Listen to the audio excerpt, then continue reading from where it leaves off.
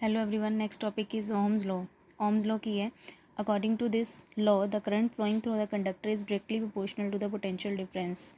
मतलब कोई भी कंडक्टर है, कंडक्टर विच की होंगे ने नंबर ऑफ फ्री इलैक्ट्रॉन्स होंगे ने, ठीक है।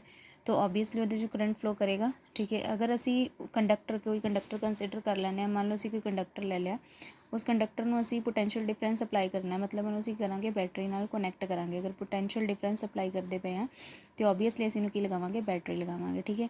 सो जिद्दां असी बैटरी अप्लाई की तो की होएगा, जोड़े इलैक्ट्रॉन्स ने मूव करनगे। हुण तुहानूं इन्हां ते पता ही है, करंट अगर इस डायरैक्शन में है तो इलैक्ट्रॉन्स बिल्कुल opposite to the electric field होंदे ने, तो ठीक है। इलैक्ट्रॉन्स जोड़े ने वो इस स्पीड इधर वाल नूं की करनगे, फ्लो करना स्टार्ट कर देंगे, मूव करना शुरू कर देंगे, ठीक है। सो जिद्दां ही असी पोटेंशियल डिफरेंस इत्थों वधाई जावांगे, उन्ने की होणगे साडे कोल जोड़ा करंट हैगा वो भी की करी जाएगा, इनक्रीज़ करी जाएगा, ठीक है। इनू असी एक्सपैरीमेंटली भी प्रूव करते हैं तो ग्राफिकली भी रिप्रजेंट करते हैं किस तरह होंदा है। तो कंडीशनस तुहाडे कोल होनी चाहिए ने कि टैंपरेचर, प्रैशर तो स्ट्रेन एक ही होना चाहिए, कॉन्सटेंट होने चाहिए ने। मेन फोकस है कि टैंपरेचर कॉन्सटेंट हो, अगर क्योंकि टैंपरेचर जोड़ा है वेरी कर गया तो ऑबवियसली इलैक्ट्रॉन्स जोड़े रैंडम मोशन आ जाएंगे, थर्मल एनर्जी इंक्रीज़ होएगी, तो जोड़ा है साडे कोल ओम्स लॉ है फॉलो नहीं हो पाएगा। सो साडे कोल कंडीशन इज़ दैट कि टैंपरेचर तो प्रैशर स्ट्रेन जड़ियाँ है की होनी चाहिए, कॉन्सटेंट होनी चाहिए, ठीक है। तो डेफिनेशन की है, according to this law the current flowing through the conductor is directly proportional to the potential difference, ठीक है। जिन्ना ही असी तो पोटेंशियल डिफरेंस बतावांगे उन्ना ही की होएगा, करंट भी इनक्रीज़ होएगा, ठीक है। Across the ends of the conductor, ends of conductor, ठीक है। Provided the physical conditions temperature, pressure, strain की होनी चाहिए ने, कॉन्सटेंट होनी चाहिए कंडक्टर दियाँ, एंड रिमेन अनचेंज्ड भी बोल सकते हैं असी, ठीक है। सो सानू पता I is directly proportional to V या फिर V is directly proportional to I.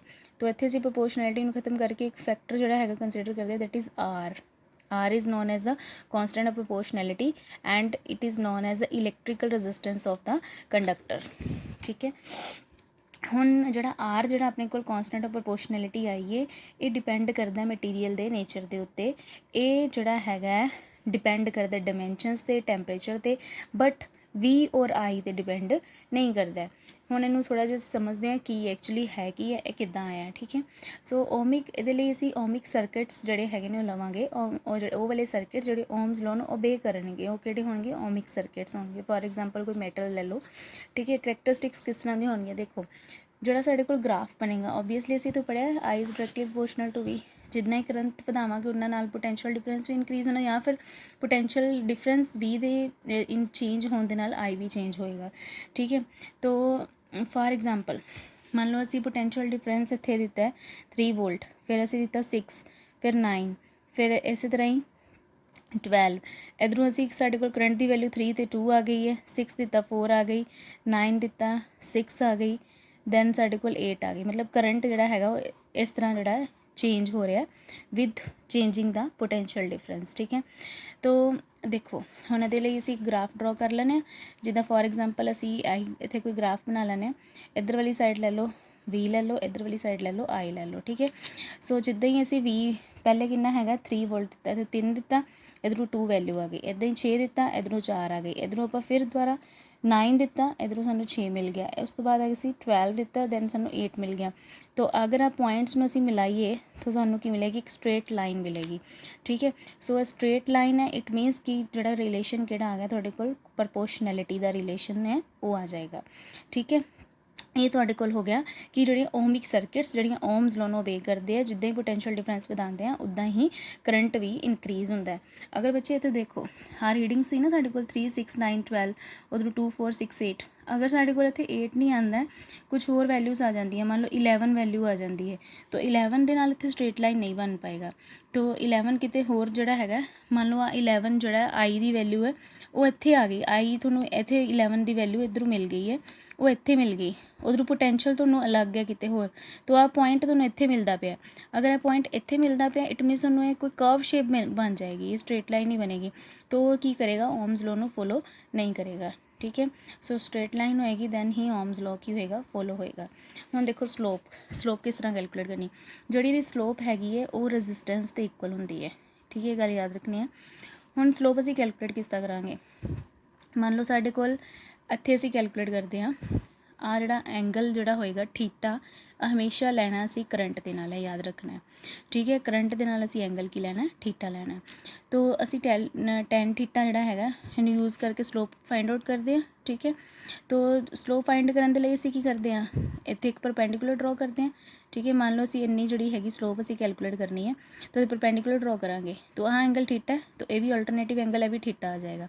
So जिद्दां he tan theta आ गया, तो हम असी फॉर्मूला लगावांगे परपेंडिकुलर ओवर बेस वाला, tan theta is equal to perpendicular over base. आह एंगल है इधर वाली साइड, आ बेस हो गया, हाईपोटन्यूज हो गया, एक ही हो गया परपेंडिकुलर हो गया। तो परपेंडिकुलर ए अगर वी है, तो यह की है करंट की वैल्यू सारे का सारा की है आई है, तो टैन थीटा की बन गया वी अपॉन आई, ठीक है। समझ आइए, टैन थीटा की बन गया वी अपॉन आई। तो इत्थों असीं कढ़िया V upon I is equal to R. So it means जिहड़ी स्लोप आती है वाली एक आदे इक्वल आती है, रजिस्टेंस के इक्वल आती है। तो ये तो असीं वी आई करैक्टरिस्टिक्स की गल कर रहे हैं। वी आई मतलब इधर वाली साइड एक्स एक्सिस नूं वी दिता होया पोटेंशियल डिफरेंस, इधर नूं आई दिता होया। अगर असीं आई वी करैक्टरिस्टिक्स की गल करनी, आई वी मतलब अगर साडे कोल इस तरह आप ग्राफ ले लेने, इधर आई वी करैक्टरिस्टिक्स होएगी तो एक्स एक्सिस वाल नूं आई आएगा, वाई एक्सिस वाल नूं वी आएगा, ठीक है। तो इत्थे मान लो साडे कोल आ स्लोप आ गई है। हुण हमेशा याद रखना एंगल जिहड़ा तुहाडा करंट दे नाल ही होएगा। इहदी स्लोप किस तरह कैलकुलेट करांगे, तो मान लो साडे कोल इन्नी वोल्टेज आ गई है, तो आ वैल्यू आ गई तुहाडे कोल, आ तुहाडे कोल बन गया एक, ठीक है, ट्रायंगल। तो हुण इत्थों असीं टैन थीटा कड्डांगे, टैन थीटा काहदे इक्वल हैगा, परपेंडिकुलर और बेस दे। परपेंडिकुलर किहड़ा आ वाला तुहाडे कोल, और की काहदे इक्वल हैगा, वोल्टेज पोटेंशियल डिफरेंस दे, ठीक है। तो नीचे करंट है आई है, तो इट मीनस ये की बन गया वी बाई आई। तो वी बाई आई काहदे इक्वल हैगा, आर दे। तो ये तुहाडे कोल आ गई स्लोप, समझ आई। सो स्लोप जिहड़ी हैगी है वो आर वाली हैगी है, that is equal to R resistance, ठीक है। तो ये तुहानूं पता ही है कि जिहड़ा रजिस्टेंस हैगा डिपेंड नहीं करता वी एंड आई दे उत्ते, ते काहते डिपेंड करता मटीरियल दे नेचर दे उत्ते, and it is the constant, okay. So हुण अगे अगर क्वेश्चन पुछ लेंदे आ, अगर तुहानूं इस तरह का कोई क्वेश्चन दिंदे आ, जिद्दां आई बनाया होया इधर वाली साइड वी है, ठीक है। ये किहड़ियां करैक्टरिस्टिक्स हो गई वी आई। तो फाइंड कहते करो कि आर एंड आर वन ते आर टू दो दिते हुए रजिस्टेंसिस, दो स्लोप दित्तियां, दोनों चों किहड़ी ग्रेटर है, दोनों चों किहड़ी ग्रेटर है। तो किस तरह कैलकुलेट करांगे, देखो आ तुहाडे कोल करंट इत्थों असीं कैलकुलेट कर लैंदे आ। मान लो आ तुहाडे कोल करंट है आई है, तो इत्थे मान लो 5 एंपीयर साडे कोल एक करंट की वैल्यू आ गई है, कॉन्सटेंट ही लैके चलांगे दोनों पॉइंट्स उत्ते। तो आ करंट तो कॉन्सटेंट हो गया, बट पोटेंशियल डिफरेंस जिहड़ा वेरी कर रहा है, ठीक है। तो अगर पोटेंशियल डिफरेंस वेरी है, तो मान के चलते हैं, सपोज करके चलते 5 एंपीयर साडे कोल करंट आ गया, दोनों पॉइंट्स उत्ते पोटेंशियल डिफरेंस की वैल्यू अलग अलग हैगी, क्योंकि इत्थे अलग स्लोप है, इत्थे अलग स्लोप है, ठीक है। तो हुण सानूं पता कि R is equal to V by I हुंदा है ना। तो इस पॉइंट बी पॉइंट के उत्ते पोटेंशियल की होएगा, ज़्यादा होएगा ऑबवियसली। इत्थे तो 5 एंपीयर ही है, इत्थे साडे कोल मान लो 3 है, इत्थे साडे कोल 5 है, तो इत्थे साडे कोल 5 वोल्ट है। तो आर वन कितना आ जाएगा 5, सॉरी आर टू, इत्थे आर टू कढ़ रहे हैं ना, आर टू कितना आ जाएगा 5 डिवाइडेड बाय करंट कितना है 5 है, तो आर टू कितना आ गया 1 आ गया। सिमिलरली आर वन कढ़ लो, आर वन असीं कढ़ांगे, तो आर वन दे विच इत्थे 3 है, तो इत्थे फिल कर दो 3, तो इत्थे तुहाडे कोल कितना है 5 है, तो इत्थे 3 व 0 पॉइंट च वैल्यू आएगी। तो इट मीनस दोनों च वैल्यू जिते पोटेंशियल ज़्यादा है उधर रजिस्टेंस भी की होएगा उधर ज़्यादा हो जाएगा। तो इट मीनस इत्थे तुहाडे कोल आर टू की वैल्यू इत्थों ही फाइंड हो जी, इत्थे 1 आ गया, तो पॉइंट च वैल्यू आ गई है। तो इट मीनस दोनों जो किहड़ा रजिस्टेंस ज़्यादा हो गया, आर टू ज़्यादा हो गया। एक गल होर याद रखनी है, अगर एंगल भी देख सकते हैं with the help of angle, हमेशा असीं याद रखिए करंट के नाल एंगल बनना है, तो करंट के नाल एंगल है, आ एंगल साडे कोल बन गया बी दा थीटा 1 और ए दा बन गया थीटा 2। तो ए दा एंगल की है छोटा है, बी दा एंगल की है ज़्यादा है। तो जिथे एंगल ज़्यादा है, if theta 1 is greater than that of theta 2, it means साडे कोल रजिस्टेंस जिहड़ी हैगी R two is greater than that of R one is greater than that of R two. अच्छा इतने 2 की वैल्यू लै रहे हैं, थीटा 2 लै लो, इतने 1 लै लो, मतलब कन्फ्यूज़ नहीं होना। अगर 1 2 इनू 2 लिया तो इनू थीटा 2 लै लो, इनू 1 लिया आर वन, तो इतने थीटा 1 लै लो। तो theta 2 is greater than that of theta 1, तो this implies theta 2 is greater than that of theta 1, this implies R two is greater than that of R one. For example another for example लैके चलो कि आ चीज़ है, सानू एक slope another slope जिहड़ी हैगी है असीं ले लैंदे आ। तो यह तुहाडे कोल आ गया वी आई करैक्टरिस्टिक्स की जगह ते आई वी करैक्टरिस्टिक्स ले लो, एक्स एक्सिस वाल नूं आई ले लो, वाई एक्सिस वाल नूं वी ले लो। हुण देखो आई एक्सिस वाल नूं एक्स एक्सिस वाल नूं आई ले लिया, वाई एक्सिस वाल नूं वी ले लिया, ठीक है। हुण इत्थे साडे कोल एंगल दो ले लो रजिस्टेंसिस, मान लो आर वन है, आ कितना आर टू है। हुण फाइंड करो किहड़ा रजिस्टेंस ज़्यादा होएगा। तो करंट देखो, करंट हमेशा करंट एंगल किधर वाली साइड में होएगा, करंट दे नाल होएगा। आ एंगल आ गया थीटा 1, आ एंगल आ गया थीटा 2, तो जोड़ा एंगल ज़्यादा एंगल किहड़ा ज़्यादा है, थीटा 2 ज़्यादा, तो दिस इंप्लाइज रेजिस्टेंस किहड़ा ज़्यादा होएगा, R2 ज़्यादा होएगा। ठीक है, यही दसण की कोशिश कर रहे हैं कि एंगल जोड़ा है एंगल के चेंज होने नाल जोड़ा रेजिस्टेंस है उत्ते भी की पेगा, फर्क पेगा। ठीक है, तो ये थोड़े हो गया डेफिनेशन इंपॉर्टेंट है।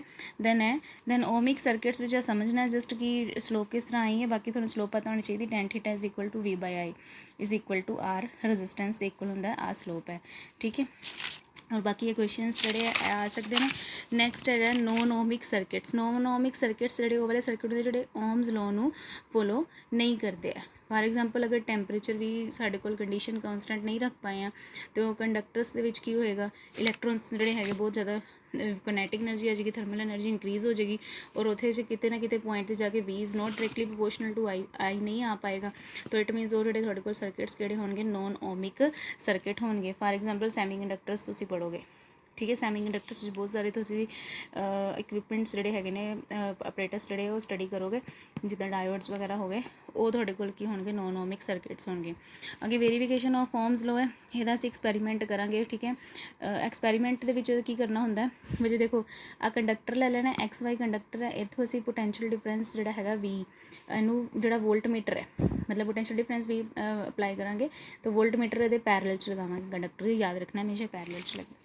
ठीक है, तो बैटरी लगावांगे पोटेंशियल डिफरेंस के लिए, तो नाल ही तुहाडे कोल आ जाएगा की है, की नूं ओपन क्लोज कर सकते हैं। इत्थों एमीटर है जिहड़ा करंट की वैल्यू देगा, रियोस्टेट्स जिहड़ा हैगा रेजिस्टेंस वेरी करेगा तो करंट नूं कंट्रोल च रखेगा। ठीक है, इदा असी सर्किट जो है सर्किट डायग्राम बना लाँगे। तो जिद्दां असीं सर्किट डायग्राम एक्सपैरीमेंटली किस तरह प्रूव करांगे कि कंडक्टर विच जिहड़ा है करंट वो फ्लो करावांगे पोटेंशियल डिफरेंस नूं चेंज करके। तो पोटेंशियल डिफरेंस चेंज करी जावांगे तो रेजिस्टेंस रियोस्टेट की वैल्यू नूं सैट करके तो तुहाडे कोल करंट की वैल्यू आई जाएगी। ठीक है, तो तुहानूं उत्थों मिलेगा V और I का एक स्ट्रेट लाइन ग्राफ। ठीक है, तो वो की होएगा तुहाडे कोल ओमिक जिहड़ी हैगी है वो वैल्यू आएगी, मतलब ओम्स लॉ फॉलो करेगा। ठीक है, तो वेरीफिकेशन हो जाएगी कि V/I की है कॉन्सटेंट है और काहदे कोल है वो तुहानूं पता ही है, ओम्स लॉ असीं डिस्कस किया होना। ठीक है, सो ये तुहाडे कोल सीगा ओम्स लॉ।